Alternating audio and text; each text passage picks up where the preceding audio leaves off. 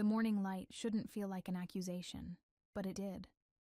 I opened my eyes to unfamiliar ceiling frescoes, angels and wolves intertwined in gold leaf, their expressions caught between ecstasy and hunting. The sheets beneath my fingers were silk, cool and foreign. Nothing like the worn cotton I'd known all my life. My head throbbed with a dull, persistent ache, and my mouth tasted of champagne I didn't remember drinking. I sat up slowly, and that's when I felt it. The weight on my left hand, a ring. Heavy, ancient-looking, with a stone so dark it seemed to swallow light rather than reflect it. Silver vines wrapped around the band, delicate as lace but cold as a promise I didn't recall making. My heart began to hammer against my ribs. Not the pleasant flutter of surprise, but the wild panic of a bird trapped in a closing fist. Where was I?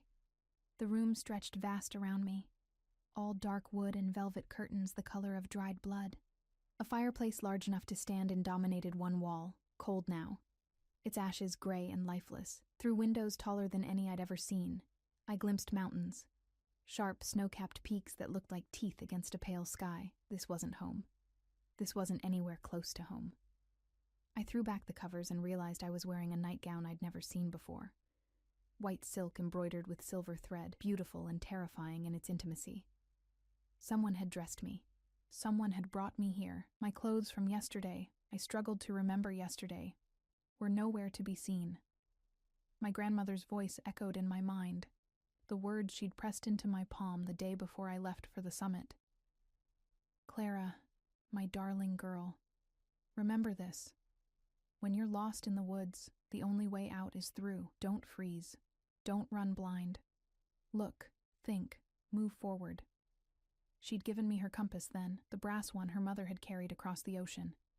I'd worn it on a chain around my neck for 3 years, a talisman against forgetting who I was. I reached for my throat now. The compass was gone. Panic threatened to choke me, but I forced myself to breathe. Look, think, move forward. I was in a castle.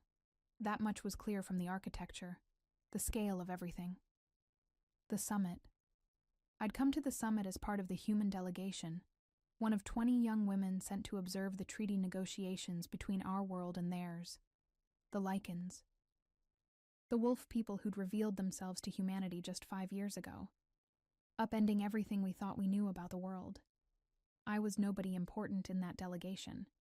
Just Clara Ashford, a librarian's assistant from a small coastal town, chosen because I could read old languages and keep my mouth shut. My hair, pale blonde like winter wheat, was the only remarkable thing about me.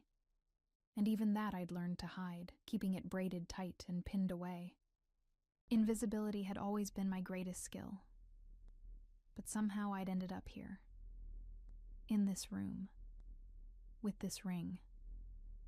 I slid out of bed, my bare feet silent on thick carpet, and moved toward the window. The mountains told me nothing. There were mountains near the summit location. I remembered that much. But these looked wilder, more remote. Below, I could see a courtyard, guards in dark uniforms moving with purpose, and beyond that, forests that stretched endlessly in every direction. A sound made me freeze. Footsteps in the hallway outside, heavy and deliberate, accompanied by voices. Should be awake by now. The effects of the wine don't usually last this long. He said not to disturb her until she woke naturally. A woman's voice, firm but not unkind. Naturally, she drank enough to knock out a full-grown male. Stupid human tolerance. Watch your tongue, Garrett. She's not just any human anymore. Silence, heavy with implication. Then the footsteps moved past my door and faded down the corridor. Not just any human anymore? What did that mean? I looked at the ring again, really looked at it. The stone seemed to pulse, or maybe that was just my hammering heart creating illusions. I tried to pull it off, but it wouldn't budge past my knuckle, as if it had been fitted perfectly, deliberately. Marriage. The word floated up from my fragmented memories, bringing with it flashes, music, dancing, torchlit corridors, faces I didn't recognize laughing and cheering, and eyes. Dark eyes watching me with an intensity that made my skin feel too tight. A voice, deep and rough as stone, grinding against stone. Do you accept? Had I answered? I couldn't remember. The memories were fragments, broken glass I couldn't piece together without cutting myself. I needed information. I needed to understand what had happened before I could figure out what to do next. The door beckoned, but something told me walking out unprepared would be worse than staying. I moved to a wardrobe against the far wall and opened it carefully. Clothes. Beautiful clothes in shades of silver and deep blue, nothing like the simple dresses I'd brought to the summit. Everything was sized for me, as if someone had measured me in my sleep. The thought made my skin crawl, but I forced myself to be practical. I couldn't wander around in a nightgown. I chose the simplest dress I could find. A dark blue wool that wouldn't draw attention, with long sleeves and a high neck. As I pulled it on, I noticed something on the dresser I'd missed before. My grandmother's compass, sitting beside a sealed envelope. Relief and suspicion warred in my chest as I grabbed the compass, clutching it tight enough to leave impressions on my palm. Then I picked up the envelope, heavy paper, sealed with wax pressed with a wolf's head. My hand shook as I broke the seal and unfolded the letter inside. The handwriting was strong, angular, each letter formed with precise control. Clara, you're awake. Good. We need to talk. What you remember of last night is likely incomplete. The wine at the celebration was stronger than intended for someone of your constitution, but the essential facts remain. You agreed to marry me. The ring on your finger is proof of that bond, witnessed by both my council and your delegation. I am Dominic Ashcroft, Alpha King of the Northern Pax. You are now my wife, Luna Queen of these territories. I understand this is overwhelming. I will explain everything when you're ready. Ring the bell beside the bed, and someone will bring you to me. Or if you prefer, take your time. The castle is yours to explore, though I'd advise keeping to the eastern wing for now. You are safe here. Whatever you're afraid of, I promise you that. D. The letter slipped from my fingers and drifted to the floor. Luna Queen. The words made no sense. I was nobody. A girl who organized books, who'd never been chosen for anything, who'd spent her whole life being overlooked, and had made peace with that invisibility. This had to be a mistake. Some terrible, cosmic mistake. But the ring on my finger was real. The castle around me was real. And somewhere in this vast, strange place was the man, the Alpha King, who claimed I'd married him. My first instinct was to run. Find a way out. Disappear before anyone noticed. Return to my ordinary life and pretend this never happened. But even as I thought it, I knew it was impossible. You didn't accidentally marry an Alpha King and just walk away. Whatever had happened last night, it had bound me to something far bigger than myself. The only way out is through. I took a breath, then another. My reflection in the mirror caught my eye. Pale hair escaping its braid, gray eyes wide with fear, looking exactly like the frightened girl I'd always been. But there was something else there too. Something I hadn't seen before. A wildness, maybe, or just the shadow of possibility. If I was going to survive this, I needed to understand it first. I picked up the bell beside the bed and rang it once, the clear tone seeming to echo through dimensions I couldn't see. Within moments, there was a knock at the door. I called for them to enter, surprised by how steady my voice sounded. The woman who stepped inside was striking. Tall, with dark hair streaked silver, and eyes that held centuries of knowledge.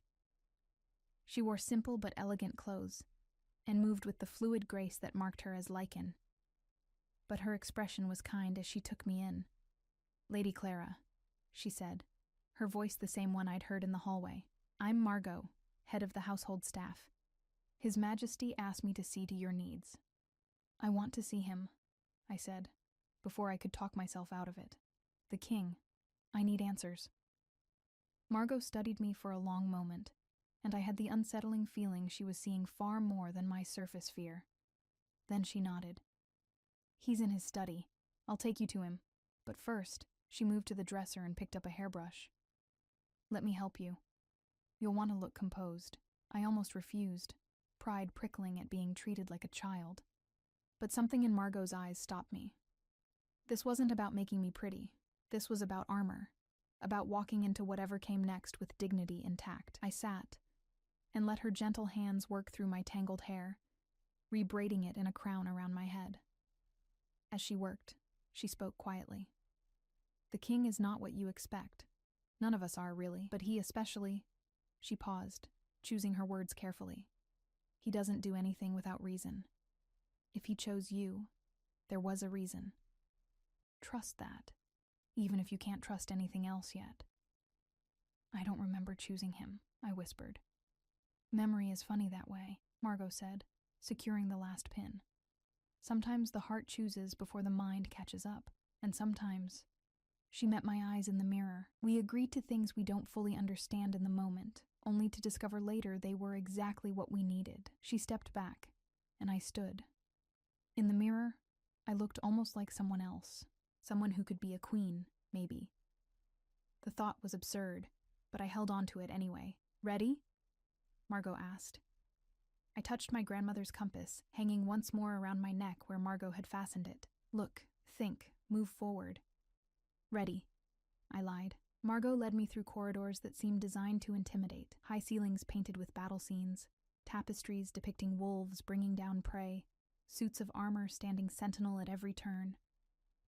We passed other people, all of them likened by the way they moved, and every single one stopped to stare at me. Some looked curious, others skeptical, a few openly hostile. I kept my chin up and followed Margot, pretending I belonged here.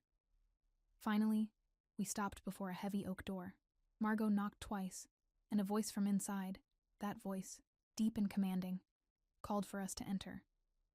The study was smaller than I'd expected, more intimate. Books lined every wall, and a fire crackled in the hearth, making the room warm despite the cold mountain air outside. At a desk by the window sat a man who made every instinct I possessed scream danger. He was massive, not just tall, but built like violence itself. All controlled power and coiled strength. Dark hair, longer than current fashion, fell across a face that would have been beautiful if it weren't so severe.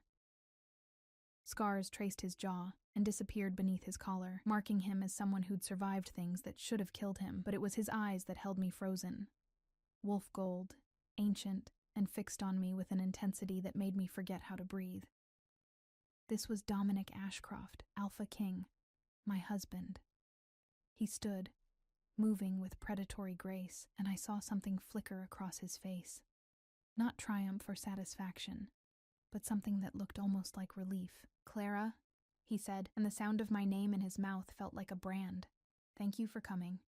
We have much to discuss." And as Margot quietly withdrew and closed the door behind her, leaving me alone with the Wolf King who claimed I'd chosen him, I realized this was the moment everything would change.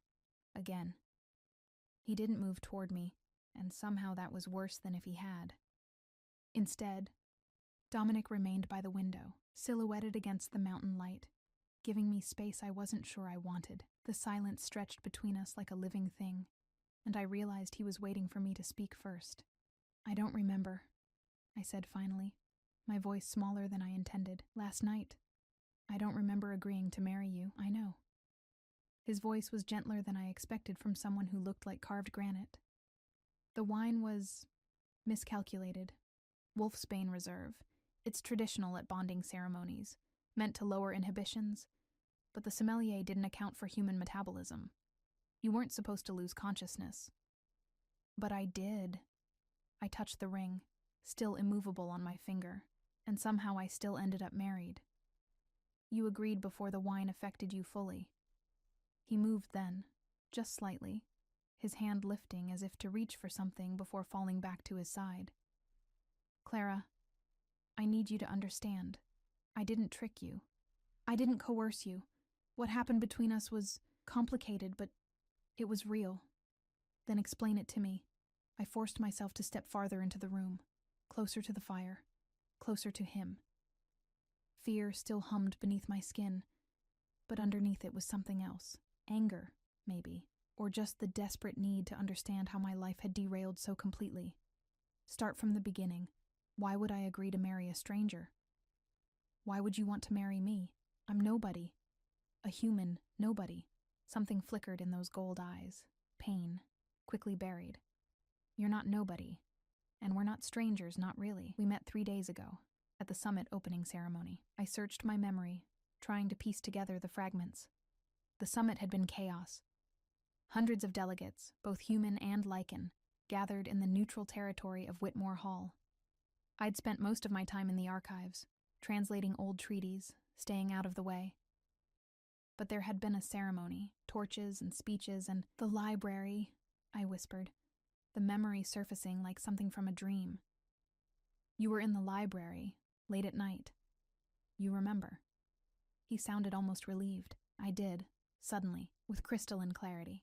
I'd been working late, cross-referencing a disputed boundary clause, when I'd heard footsteps. I'd looked up to find him there, this massive, dangerous man examining the ancient texts with surprising reverence. I should have been terrified. Instead, I'd felt. You asked me about the Treaty of Thornhold, I said slowly.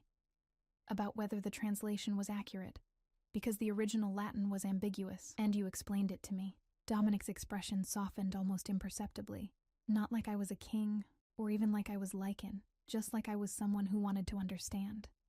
Do you know how rare that is? So you married me because I was polite to you in a library? The absurdity of it made something sharp twist in my chest. No. He moved closer now, each step deliberate, giving me time to retreat if I wanted. I didn't. I married you because we spent 3 hours talking that night, and for the first time in my life, I felt like someone saw me. Not the crown, not the power, not the monster everyone expects when they look at creatures like me. Just me. His words landed like stones in still water, creating ripples I couldn't control, because I remembered that conversation now.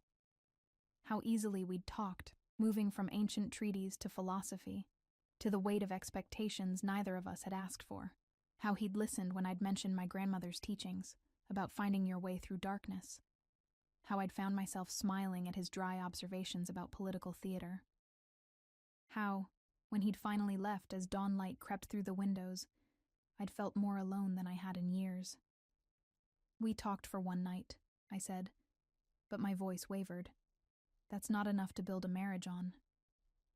No, he agreed, stopping a few feet away. But it was enough to build a foundation. The next day, there was an incident at the summit, a protest group, humans who don't believe in coexistence. They targeted the lichen delegates with silver poisoning. 3 of my people nearly died. I remembered the chaos, the lockdown, the way tension had crackled through the halls like electricity before a storm. You were there, Dominic continued, in the medical wing. You didn't have to be. You weren't a healer, weren't required. But you came anyway, and you held the hand of a young wolf named Thomas while the silver burned through his system. You sang to him. Do you remember? I did. Thomas, barely 20, his face gray with pain, his eyes terrified. I'd sung the old folk songs my grandmother used to sing to me when I was sick, and he'd gripped my hand so tight I'd had bruises for days afterward. He survived, I whispered. Because you stayed. Because you gave him something to hold on to when the pain was trying to pull him under. Dominic's voice had gone rough. Thomas is my cousin's son, family. And you saved him, not with medicine or power, but with simple human compassion. Anyone would have done the same, but they didn't. Only you. He was close enough now that I could see the scars on his throat more clearly, like claw marks that had healed wrong. Clara, do you understand what it's like to be seen as a predator your entire life? To have people flinch when you enter a room? To know that your very existence makes others afraid? I've been Alpha King for 12 years. I've led armies, negotiated treaties, executed traitors, and protected thousands. But I'm still alone.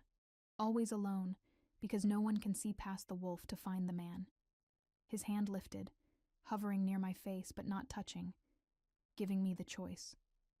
Until you. You looked at me in that library and you saw someone who loved books. You looked at Thomas and you saw someone worth saving, and I thought, maybe, just maybe, here's someone who could stand beside me. Not behind me, not beneath me, but beside me. An equal. I'm not equal to an Alpha King, I said, but something in my chest was cracking open, flooding me with feelings I didn't want to name. You're right. You're better. His smile was small, sad, infinitely gentle. "You're human, Clara, mortal, fragile, and yet you walked into a room full of poisoned wolves and offered comfort. That takes a courage I've never possessed." I wanted to argue, to tell him he was wrong, that I wasn't brave. I was just a girl who couldn't stand to watch someone suffer. But the way he was looking at me, like I was something precious and rare, made the words stick in my throat. "So when the summit reached its final night," he continued, "and the traditions called for bonding ceremonies between willing participants from both sides, symbolic unions to represent our new alliance, I asked if you would consider me. Not as a king asking a subject, but as a man asking a woman he'd come to admire deeply in 3 short days. And I said yes." The memory was crystallizing now, sharp and clear. The garden at twilight, fairy lights strung through ancient trees. His hand extended toward me with something vulnerable in his expression. The way my heart had lurched, half terror and half something that felt dangerously like hope. "You said yes," he confirmed quietly. "You said you'd been invisible your whole life. And maybe that was because you were waiting to be seen by the right eyes. Then you laughed and said that was probably the wine talking. But Clara, it wasn't. Not then. The wine came later during the ceremony itself, and by then it was already done." I sank into the chair by the fire, my legs suddenly unable to hold me. This was real. This had happened. I had agreed to marry an alpha king because for 3 days he'd made me feel like I mattered. "What happens now?" I asked, staring at the flames. "Do I have a choice? Can I leave?" The silence that followed was so complete, I could hear the fire crackling, my own heartbeat, the distant sound of wind against the castle walls. "Yes," Dominic said finally, and when I looked up, his face was carefully blank. "The bond is legal, witnessed, sealed, but I won't hold you prisoner. If you want to leave, I'll arrange safe passage back to your home. The marriage will be annulled quietly. No one will force you to stay. But—" There was always a but I'm asking you not to." He knelt then, bringing himself to my eye level, and the sheer humility of the gesture from someone so powerful made my throat tight. "Give me 1 month. Stay here. Let me show you what your life could be. Let us figure out if what we felt during those 3 days could grow into something real. If after 30 days you still want to leave, I'll let you go with my blessing, and enough resources to build whatever life you choose. And if I stay, then you become Luna Queen in truth. You share my throne, my responsibilities, my life. You face dangers you can't imagine, navigate politics that would make human courts look like children's games, and live with the knowledge that half my kingdom will never fully accept a human queen." His hand moved to cover mine where it rested on the chair arm, careful, asking permission. "But you'll also never be invisible again. You'll have power, purpose, and, if we're very lucky, partnership with someone who sees you exactly as you are and wants you anyway." His touch was warm, solid, real.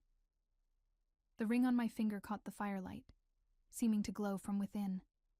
"I'm scared," I admitted, the words barely a whisper. "Good. So am I." His smile was crooked, almost boyish despite the scars.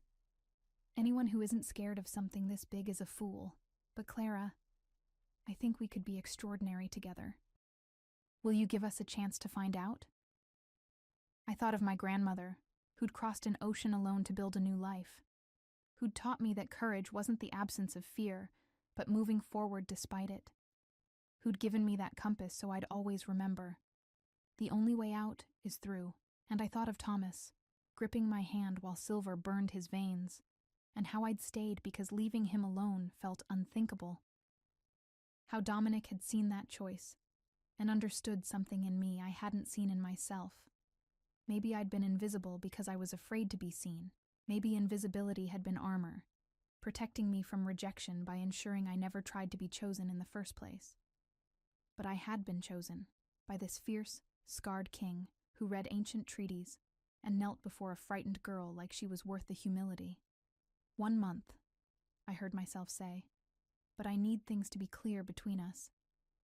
No more surprises, no more decisions made while I'm unconscious. If this is going to work, even for 30 days. We have to be honest with each other. Relief flooded his features so completely it transformed him. Agreed. Complete honesty. I'll answer any question you have, show you every corner of this life you're considering. Nothing hidden. And separate rooms, I added quickly, heat flooding my cheeks. We barely know each other. I can't. Of course. He stood, offering me his hand to help me up. This suite has adjoining chambers. You'll have your own space, your own sanctuary. I won't enter without permission. I took his hand and let him pull me to my feet. Standing this close, I could smell pine and wood smoke on his skin, could see flecks of darker gold in his eyes, could feel the careful control he maintained over his strength. Your people are going to hate this, I said. A human queen. They already stare at me like I'm an intruder. Some will. Others will surprise you. He hadn't released my hand yet, and I found I didn't want him to. My beta Jackson is already charmed by you. Margot clearly approves. She wouldn't have been so gentle if she didn't. And Thomas has been asking about you constantly since we arrived. He wants to thank you properly. I'd like to see him, I said, and meant it. Then you will. I'll arrange it for this afternoon. Dominic's thumb brushed across my knuckles, a gesture so gentle it made my breath catch. Thank you, Clara, for giving this a chance, for giving me a chance. Before I could respond, a sharp knock sounded at the door. Dominic's expression shifted instantly, the vulnerable man disappearing behind the mask of the king.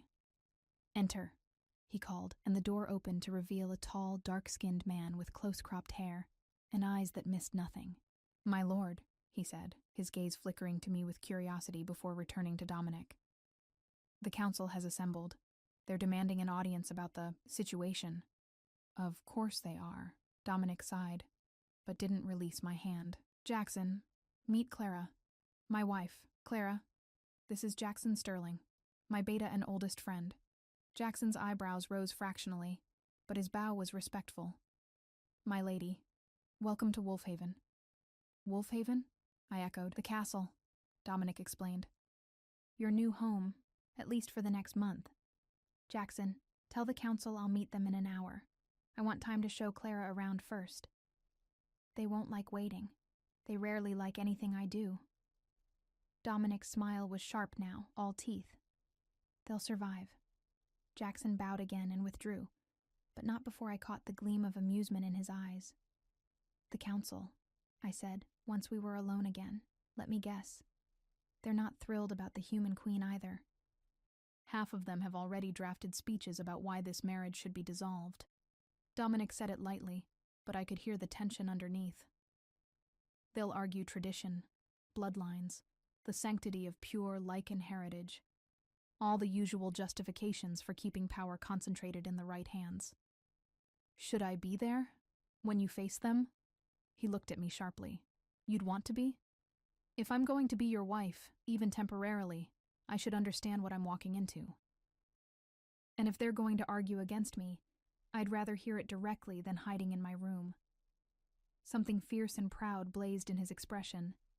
Then you'll come. But Clara, they'll try to intimidate you. They'll use every psychological weapon they have to make you feel small, unworthy, breakable. I thought of every time I'd been overlooked, dismissed, treated as invisible because I wasn't bold or beautiful or important enough to matter. I'd spent my whole life being small. Maybe it was time to try being something else. Let them try, I said, and was surprised by how steady my voice sounded. I'm not as breakable as I look. Dominic's smile was brilliant, transforming his severe features into something almost beautiful. No, he said softly, lifting my hand to press a kiss against my knuckles. Formal, chaste, but making my pulse race nonetheless. No, you're not. They're going to learn that very quickly. And as he led me from the study to show me the castle that was somehow now my home, I felt the first stirrings of something unfamiliar in my chest. Not quite confidence. Not yet. But maybe the beginning of it. The sense that perhaps, just perhaps, I could grow into this role I'd stumbled into. One day at a time. One choice at a time. Look. Think. Move forward. The council chamber was designed to intimidate. Vaulted ceilings disappeared into shadow despite the afternoon light streaming through stained glass windows that depicted battles, wolves tearing through enemies, kingdoms falling, blood rendered in crimson glass that cast everything in shades of violence. A massive table dominated the center, carved from a single ancient oak, surrounded by high-backed chairs that looked more like thrones, and seated in those chairs were 12 of the most powerful-looking individuals I'd ever seen. They all turned to watch as Dominic and I entered, and the weight of their stares made me want to shrink back into invisibility. But I'd promised myself I wouldn't, so I kept my chin up, my hand steady in Dominic's, and met their gazes one by one.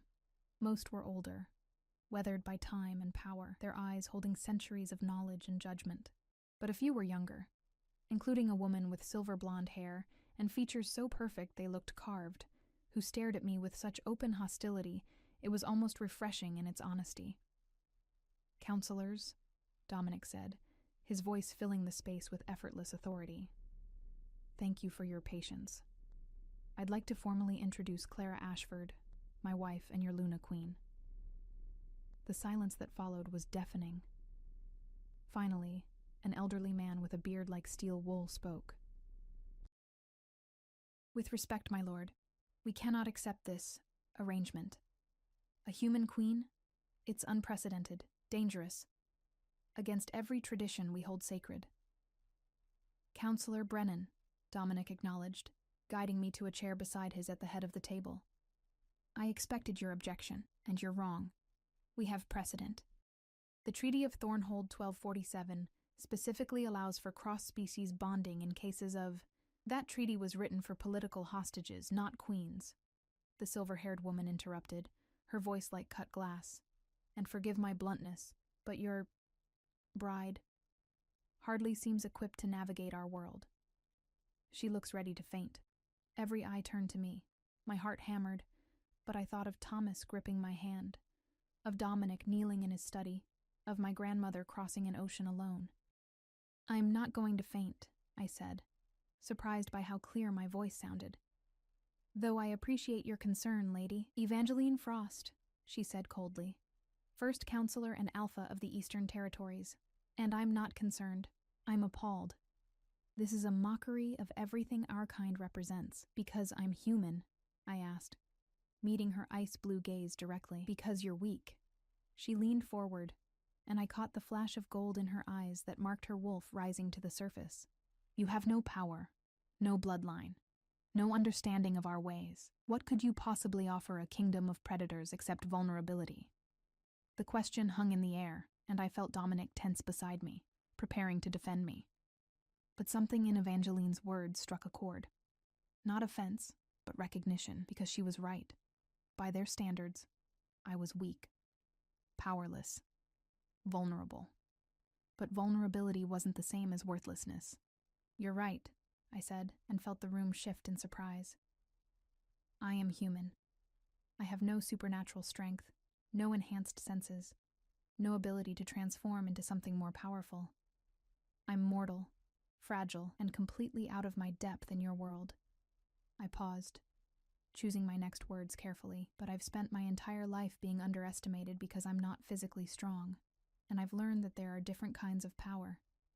The power to listen, to understand, to show compassion even when fear tells you to look away. "Pretty words," Evangeline sneered, "but compassion won't protect you when our enemies come.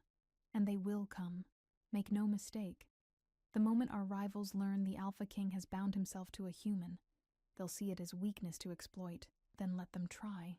Dominic's voice had gone quiet, which somehow made it more dangerous. "And let them learn the same lesson I did, that underestimating Clara would be their first and last mistake." "You're blinded by sentiment," Brennan said, though his tone was gentler than Evangeline's. "My lord, we understand the appeal. She's young, pretty, and apparently you've formed an attachment. But this is bigger than personal feelings. You're Alpha King. Your mate should strengthen our kingdom, not endanger it." "Clara does strengthen it," Dominic countered, "in ways you haven't begun to understand. But since you require proof," he turned to me, something challenging in his expression.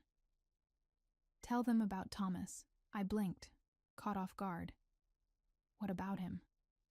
Tell them what you did, what you saw when you looked at a dying wolf. Understanding dawned. This was a test, not from the council, but from Dominic. A chance to show them who I was in my own words. I could refuse, let him defend me, maintain my protective invisibility, or I could step forward. Look, think, move forward.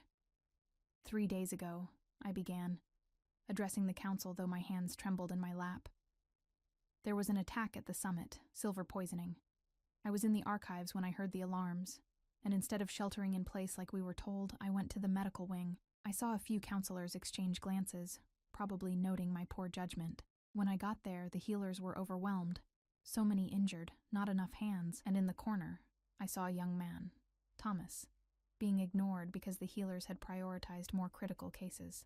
I remembered it vividly now, Thomas's gray skin, his labored breathing, the way he'd been trying so hard to stay silent, despite the agony written across his face. He was dying quietly, I continued, not making a fuss, not demanding attention, just enduring. Because that's what wolves do, right? You're taught to be strong, to bear pain without complaint.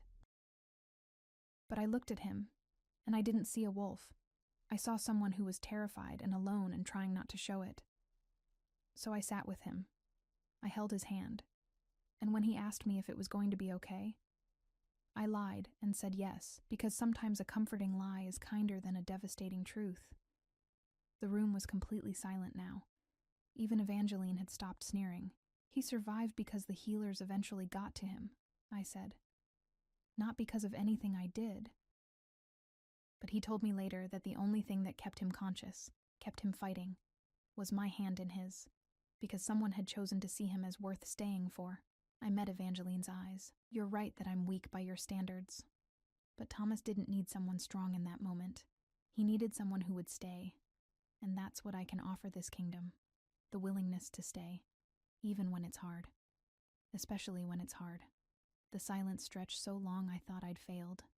Then Jackson, who'd been standing silently by the door, spoke.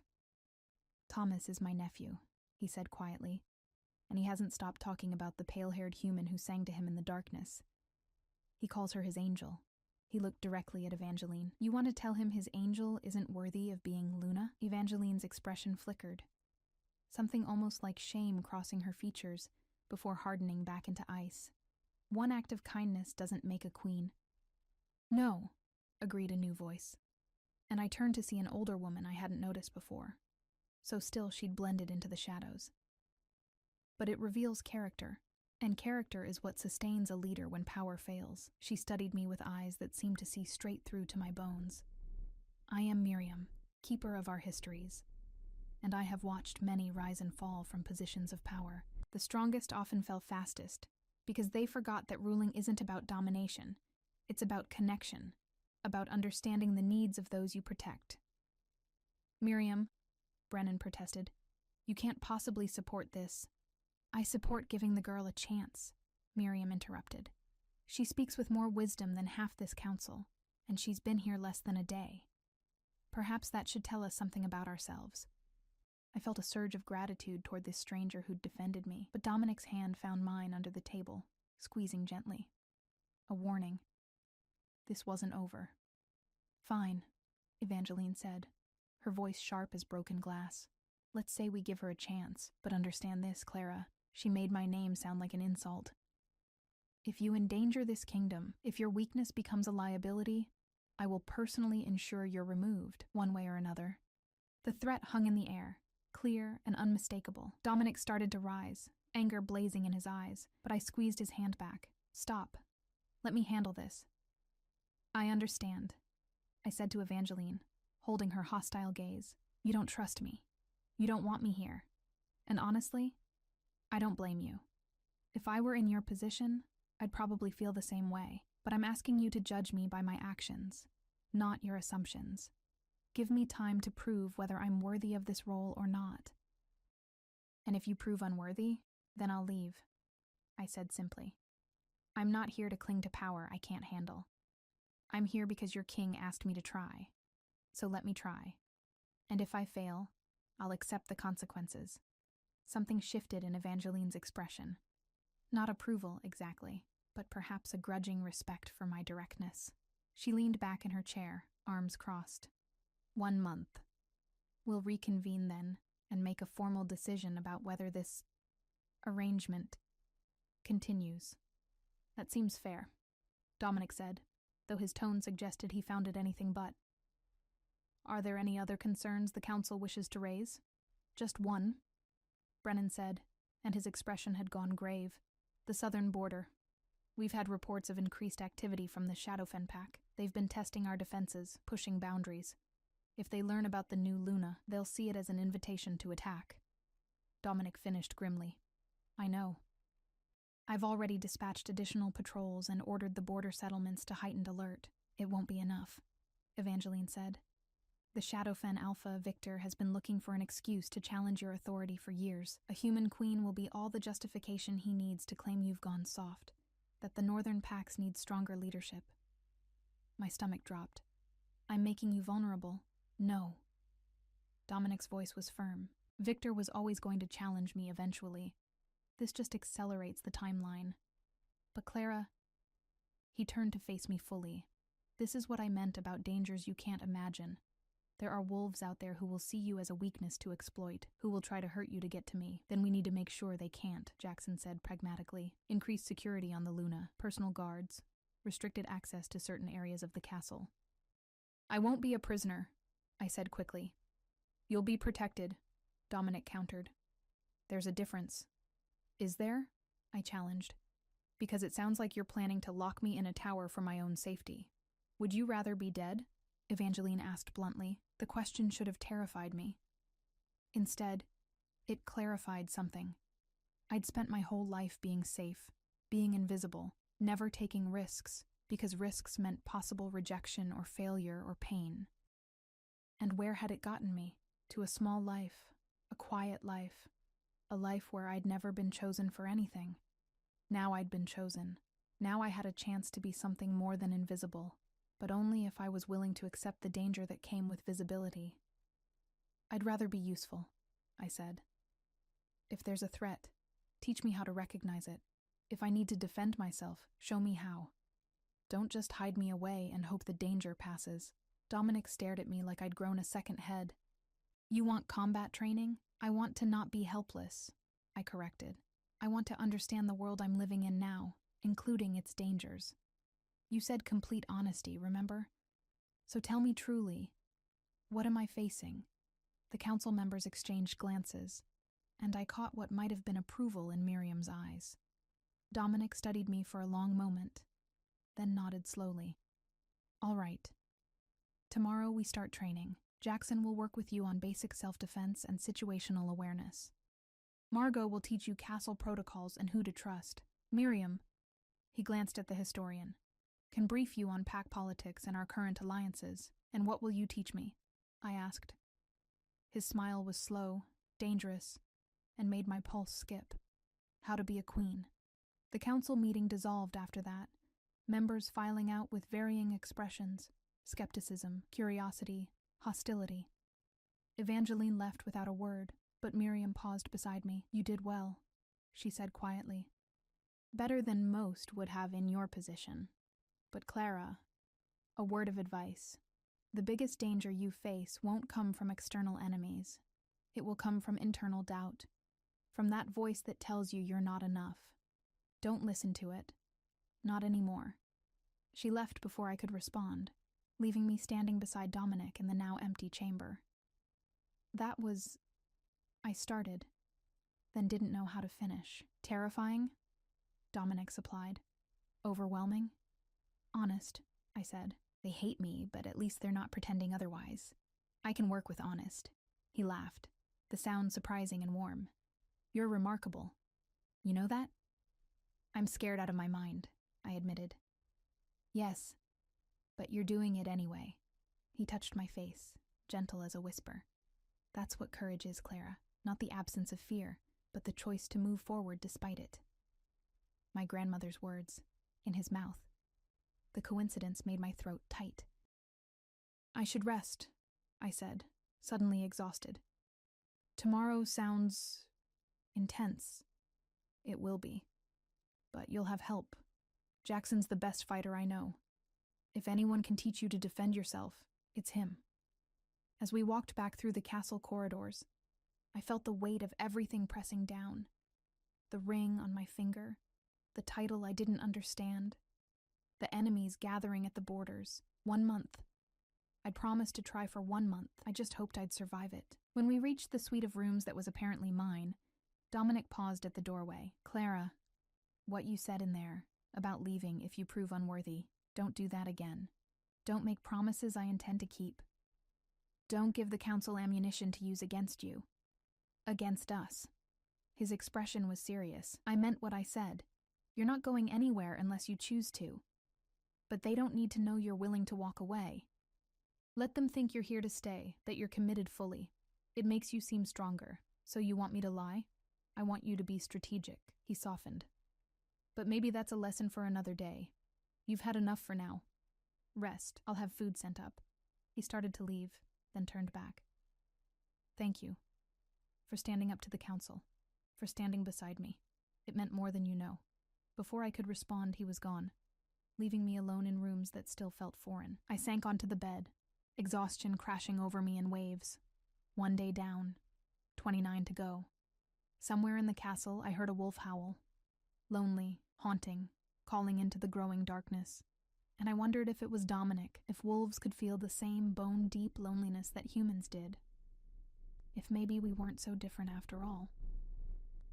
The next morning arrived too soon, dragging me from dreams of wolves with golden eyes and councils that judged me with every breath.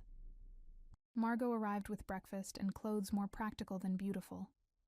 Sturdy leather pants, a fitted tunic, boots that looked designed for movement rather than elegance, training attire, she explained, setting down a tray of food that smelled divine. Jackson's already in the courtyard. He's eager. Eager to teach me or eager to prove I can't learn? I asked, pulling on the clothes. They fit perfectly, and I wondered again how they'd managed to size everything so precisely. Margot's smile was enigmatic. With Jackson, those might be the same thing. He's a good man, Clara, but he's protective of Dominic. He'll test you to make sure you're not going to break. Everyone keeps assuming I'll break. Because you look breakable. Margot helped me braid my hair back in a crown again, but tighter this time, secured with enough pins to survive a hurricane. That's not an insult. It's an observation. Humans are fragile compared to us. It's simply fact. But fragile doesn't mean useless, I said, echoing my own words from yesterday. No, Margot agreed, her hands gentle on my shoulders. It doesn't. My grandmother was human. She married into a pack 60 years ago, and everyone said it would be a disaster. She outlived 3 wars, raised 5 children, and when she died at 97, the entire territory mourned for a month. Fragile, yes, but unbreakable where it mattered. The story settled something in my chest. I wasn't the first. Wouldn't be the last. There was precedent for human women surviving in this world of wolves. I just had to be smart enough to learn how. The courtyard was massive, surrounded by high walls and populated with guards running drills. They all stopped to watch as I emerged, and I felt the familiar weight of scrutiny. But this time, instead of shrinking from it, I straightened my spine. Let them look. Let them judge. I was here to learn. Jackson waited in the center of the space, dressed in simple training clothes that showed the lethal efficiency of his build. He was tall, muscular in the way of someone who fought for survival rather than vanity, and his dark eyes tracked my approach with unsettling intensity. "Lady Clara," he said, his tone neutral. "Ready to begin?" "As ready as I'll ever be," I admitted. His expression flickered with something, approval maybe, before settling back into professional distance. "Good. Honesty is important in training. If you're hurt, if you need to stop, if something doesn't make sense, you tell me immediately. Understood?" "Understood." First lesson, awareness. He gestured to the courtyard around us. "Tell me what you see." I looked around, confused by the question. Guards training, Stone walls. Weapons on racks. You. Wrong. He moved with sudden speed, appearing behind me before I could blink. You see surface details. I need you to see threats, exits, advantages. Look again. My heart hammered from his unexpected movement, but I forced myself to focus. This time, I looked deeper. Guards training, but some are watching us, which means divided attention. Stone walls with murder holes at the top. Good for defense, but also for archers targeting the courtyard. Weapons on racks, accessible but also exposed, could be stolen or used against us. 3 exits visible, but that arch, I pointed, looks narrower, probably easier to defend. And your position between me and the main gate, either to protect me or block my escape. I'm not sure which. Jackson's smile was fierce. Better. Much better. Now tell me, where's the biggest threat in this courtyard right now? I scanned the guards, looking for hostile expressions or aggressive postures. Found nothing obvious. Then I remembered Margot's words about testing me, and Evangeline's barely concealed hostility yesterday. The threat isn't in the courtyard, I said slowly. It's in the castle. The council. People who want me to fail. Correct. Jackson circled me slowly. Physical threats are easy to spot once you know what to look for, but you're going to be a queen, Clara. Your biggest dangers will come disguised as allies. Poison in your wine, rumors that destroy your reputation, political maneuvers that isolate you from power. You need to develop instincts that go beyond the physical. How do I do that? By learning to read people, to trust your gut when something feels wrong, even if you can't articulate why. He stopped in front of me. Do I feel dangerous to you right now? I studied him. His posture was relaxed, hands loose at his sides, expression open. Everything signaled safety, but there was something in his eyes, a coiled readiness, that whispered predator. Yes, I said, you feel dangerous. Not threatening, but dangerous. Like you could break me in half without effort, but you're choosing not to. That's control, Jackson said. Every lichen you meet has that same capacity for violence. We're predators down to our bones. But civilization is about choosing not to act on every instinct, about channeling strength into protection rather than domination. He stepped back. The king has that control in abundance. Most of the court does too, but some, like Evangeline, see control as weakness. They respect raw power more than disciplined power. So how do I survive someone like her? You don't try to match her strength. You'll lose every time. Jackson moved to the weapon racks and selected 2 wooden practice daggers, tossing one to me. I caught it clumsily. Instead, you be what she isn't. Smart, patient, empathetic. You make alliances with people she's too proud to notice. You learn things she's too arrogant to study. And when she finally moves against you, and she will, you're ready with a defense she never saw coming. That sounds like war. Politics is war. His smile was grim, just with prettier weapons. Now, defensive stance. I'm going to teach you how to stay alive long enough to use that clever mind of yours.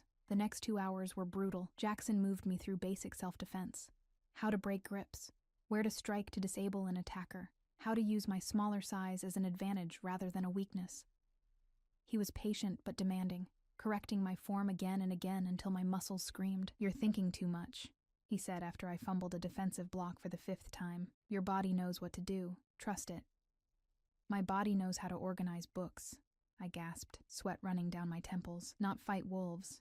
Your body knows how to survive. That's coded into every human just like violence is coded into every wolf. You just need to remember. He moved into an attack position. Again.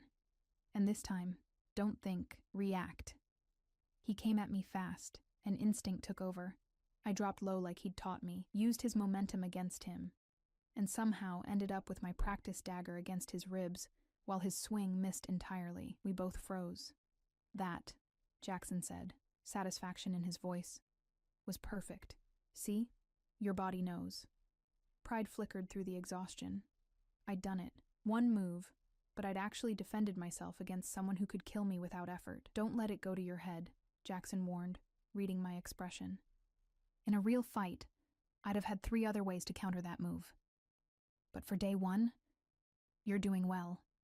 A commotion at the courtyard entrance made us both turn. Dominic strode in, flanked by 2 guards, his expression thunderous. The training guards immediately stood straighter, and I felt Jackson tense beside me. "My lord," Jackson called. "What's wrong?" "Message from the southern border." Dominic's voice was tight with controlled fury. "Victor has formally challenged my authority. He's claiming the throne should pass to him, that my choice of a human mate proves I'm unfit to lead." The words hit me like physical blows. This was my fault. My presence had triggered exactly what Evangeline had predicted. "When?" Jackson asked. "All business. 3 days. He's invoked the trial of dominance." Dominic's eyes found mine across the courtyard, and I saw guilt flash through them before he locked it down. "It's to the yield," or he didn't finish, but he didn't need to. I'd read enough about lichen culture during my preparation for the summit. Trial of dominance. 2 alphas fighting for leadership, usually to the yield, until one submitted, but sometimes, when challenges were bitter enough, to something more final. "You'll destroy him," Jackson said confidently. "Victor is strong, ruthless, and he'll have prepared for this." Dominic moved closer, his attention entirely on me now. "Clara, I need you to understand. This would have happened eventually. Victor has been looking for an excuse for years. You didn't cause this." "But I accelerated it," I said, my voice steadier than I felt. "That's what Evangeline said, and she was right. Evangeline says a lot of things." Dominic stopped in front of me, and I saw the warrior in him now. The king who'd survived battles and politics and betrayals. "But this changes nothing between us. I'm not sending you away. I'm not regretting my choice. You're mine now, Clara, and I protect what's mine." The possessiveness should have bothered me. Instead, it sent heat through my veins. "What do you need from me?" I asked. Surprise flickered across his features. "What?" "You have 3 days to prepare for a fight that could cost you everything. What do you need from me? How can I help?" Dominic glanced at Jackson, something passing between them I couldn't read. Then he looked back at me. "I need you to stay safe, to continue your training, to show the court that you're not intimidated by Victor's challenge." "That's it?" I felt frustration rising. "I'm supposed to just exist prettily while you risk your life?" "You're supposed to trust me to handle threats the way I've been handling them for 12 years, Dominic countered. "Clara, I know you want to help, but this is beyond..." "Beyond me?" I interrupted. "Because I'm human and fragile and useless in a real fight. Because I can't fight him properly if I'm worried about you," he said. And the raw honesty in his voice stopped my anger cold. "If I'm distracted thinking about whether you're safe, whether Victor has sent someone after you while I'm occupied, whether you're..." He stopped, jaw clenched. "I need to know you're protected. That's how you help me." I wanted to argue, but looking at his face, seeing the genuine fear beneath the king's mask, I understood. This wasn't about thinking I was useless. It was about him being terrified of losing me. "Okay," I said quietly. "I'll stay safe. I'll train with Jackson. I'll be careful." Relief flooded his expression. "Thank you." "But Dominic..." I stepped closer, lowering my voice so only he could hear. "After you win, because you will win, we're going to talk about me being more than just something you protect. I'm your partner, remember? Or I'm trying to be. That means I support you, not just stand behind you." His smile was slow and warm. "After I win," he agreed, "we'll talk about everything." He touched my face, thumb brushing my cheek. "I have to go. The council needs to strategize. But Clara, thank you for understanding." He left before I could respond, taking his guards with him. Jackson watched him go, then turned to me with an expression I couldn't quite read. "That was well done," he said finally. "What was?" "Not pushing, knowing when to step back." He picked up the practice daggers. "But he's right, you know, about needing you safe. Victor won't play fair. If he can't beat Dominic in honest combat, he'll find another way to win. And the easiest way to break an alpha is through his mate." Cold fear washed through me. "You think he'll come after me?" "I think he'll try, which is why your training just became a lot more intensive." Jackson's expression was grim. "We have 3 days to make sure you can defend yourself long enough for help to arrive if you're attacked. It's not much time, but it'll have to be enough." "What if it's not?" "Then you do what you did with Thomas," Jackson said simply. "You survive. You hold on. You refuse to give up, even when everything in you is screaming to surrender. He met my eyes. You're stronger than you think, Clara. You proved that yesterday with the council. Now you just need to believe it yourself. The rest of the day blurred into a haze of training, instruction, and information. Jackson worked me until my muscles trembled with exhaustion. Margot drilled me on court protocols and who to trust, a surprisingly short list. Miriam spent an hour teaching me about pack dynamics and the historical tensions between the northern and southern territories. By evening, I was so exhausted I could barely stand. But I'd learned more in one day than I had in weeks at the summit. I was beginning to understand the world I'd stumbled into, its dangers, its politics, its brutal honesty, and I was beginning to understand something else too. These people, Jackson with his gruff protectiveness, Margot with her gentle guidance, even Miriam with her clear-eyed assessment of my strengths and weaknesses, they were starting to see me not as an intruder, but as something else, as someone worth teaching, worth protecting, worth believing in. It wasn't acceptance, not yet, but it was a beginning. That night, I stood at my window watching the sun set over the mountains, turning them gold and crimson. Somewhere in this castle, Dominic was preparing for a fight that could cost him everything. Somewhere beyond these walls, Victor was doing the same, planning not just to defeat a rival, but to tear apart everything Dominic had built. And I was here, wearing a ring I barely understood, carrying a title I hadn't earned, trying to figure out how a librarian's assistant from a small coastal town could possibly survive in a world of wolves and politics and ancient grudges. My grandmother's compass hung heavy around my neck. I pulled it out, watching the needle swing and settle, always pointing true north no matter how lost I felt. The only way out is through. 3 days. I had 3 days to become someone stronger than I'd ever been. 3 days to prove I belonged here, that I could survive this world I'd chosen. 3 days to figure out who Clara Ashford really was, beneath all the fear and doubt and invisibility I'd worn like armor my entire life. The wolf howl came again, lonely and fierce, calling across the mountains, and this time, I understood what it meant. It meant home, family, belonging. It meant fight. I touched the ring on my finger, feeling its weight, its permanence. Then I turned away from the window and began to plan. If Victor wanted to use me to break Dominic, he'd find I wasn't nearly as breakable as I looked. It was time to stop being invisible. It was time to become a queen. The morning of the trial dawned cold and sharp, the kind of morning where every breath felt like swallowing knives. I'd barely slept, my mind circling through everything that could go wrong, every scenario where Dominic didn't come back. But when Margot arrived to help me dress, I pushed the fear down deep. Today wasn't about my terror. It was about standing beside the man who'd chosen me, showing his people that their Luna wouldn't crumble under pressure. The dress Margot brought was unlike anything I'd worn before, deep midnight blue with silver embroidery that caught the light like starlight, fitted to move with me rather than restrict. Battle formal, she called it, elegant enough for a queen, practical enough to run if needed. "You look fierce," Margot said, securing the final pins in my hair. "Like someone who belongs." "I don't feel fierce," I admitted. "I feel terrified." "Good. Fear keeps you sharp." She placed a circlet on my head, simple silver worked into a design of wolves and crescents. "But don't let anyone see it. Today, you're not Clara the librarian. You're Luna Queen. Act like it."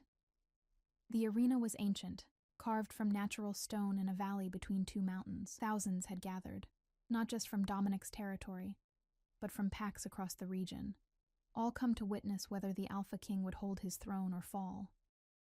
The crowd parted as I entered with Jackson and my personal guards, and I felt their eyes like physical weight. Some were curious, some hostile, but others. I saw Thomas in the crowd, his face breaking into a smile when he saw me. Saw Miriam near the front, her expression approving. Saw ordinary wolves, farmers, and craftspeople and families, watching me with something that looked almost like hope. They wanted to believe I could be their queen. I just had to believe it too. The council sat in positions of honor, Evangeline's expression unreadable as I took my seat beside the empty throne meant for Dominic. The symbolism wasn't lost on anyone. The human woman sitting where a powerful mate should be, looking fragile and out of place, Let them think what they wanted. I was here. Victor arrived with his own entourage, and the crowd's energy shifted to something electric and dangerous.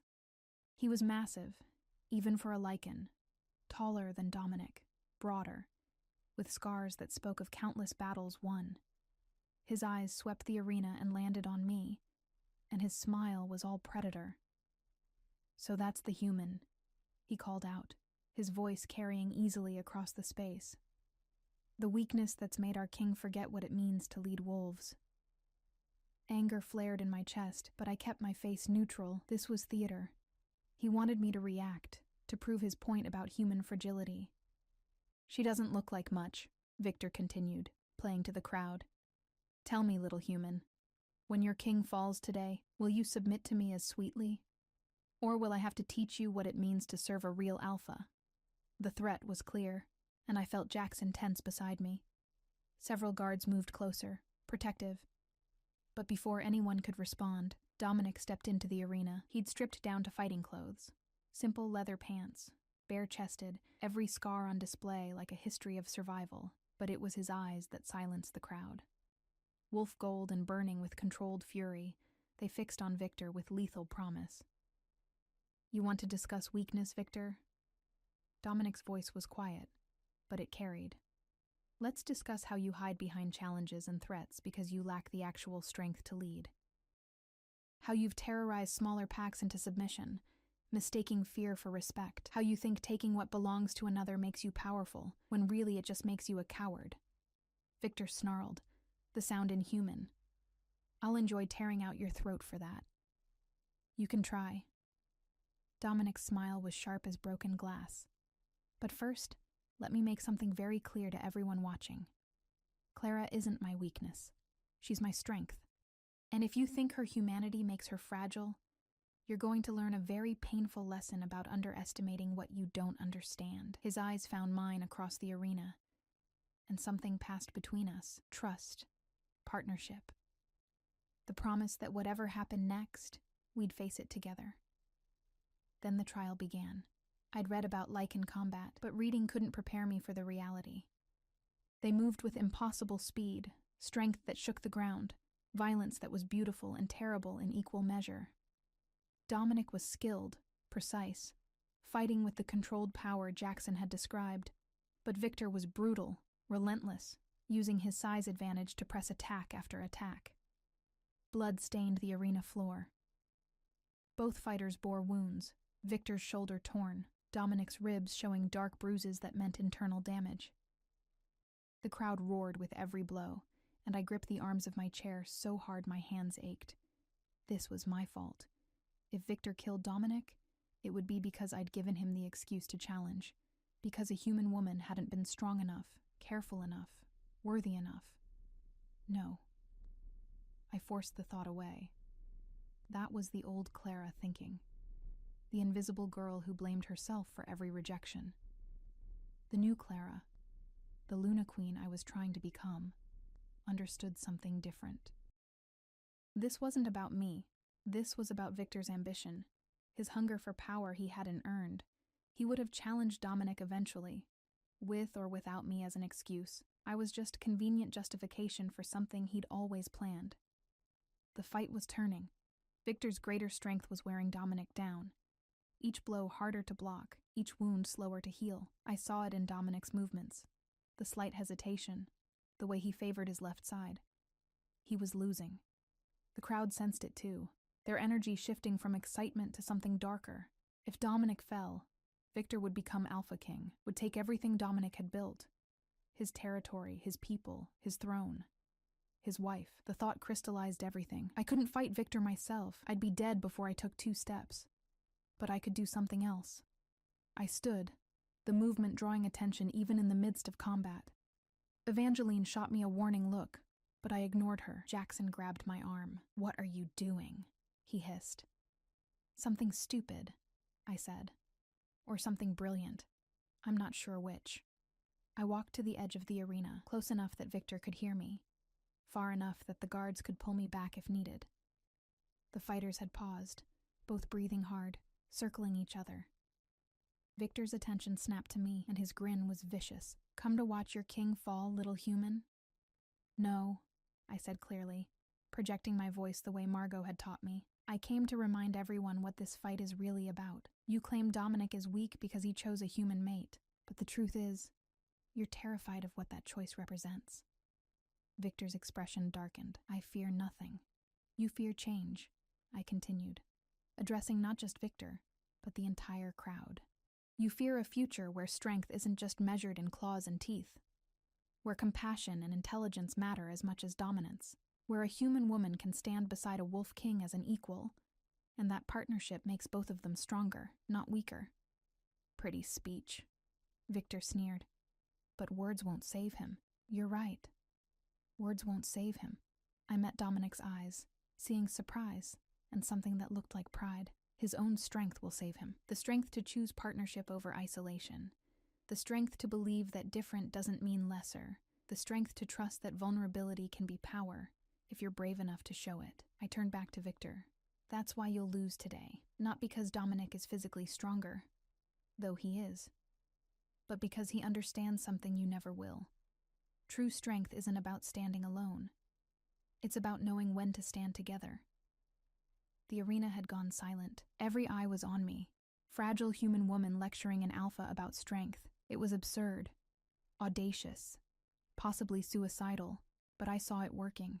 Saw doubt flicker across Victor's face. Saw the crowd shifting, murmuring, reconsidering. Saw Dominic straighten, something rekindling in his eyes. Victor roared and charged, not at Dominic, but at me. Everything happened at once. Jackson yanked me backward, guards rushed forward, and Dominic moved faster than I'd seen him move all fight, intercepting Victor mid-leap with devastating force. They went down in a tangle of violence, but this time it was different. This time, Dominic fought not just with strength, but with purpose. Every blow was precise, calculated, unstoppable. Within moments, he had Victor pinned, one hand around his throat, claws extended. "Yield," Dominic growled. Victor struggled, pride warring with survival instinct. The crowd held its breath. "Yield," Dominic repeated. "Or die, your choice." Finally, grudgingly, Victor tapped twice against the ground. Submission. The crowd erupted.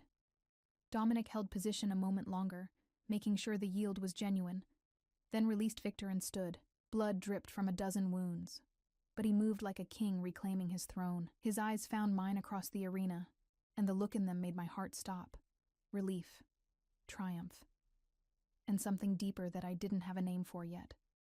The weeks that followed were a blur of healing and change. Dominic recovered with the accelerated healing of his kind, though Margot insisted on bed rest that he chafed against.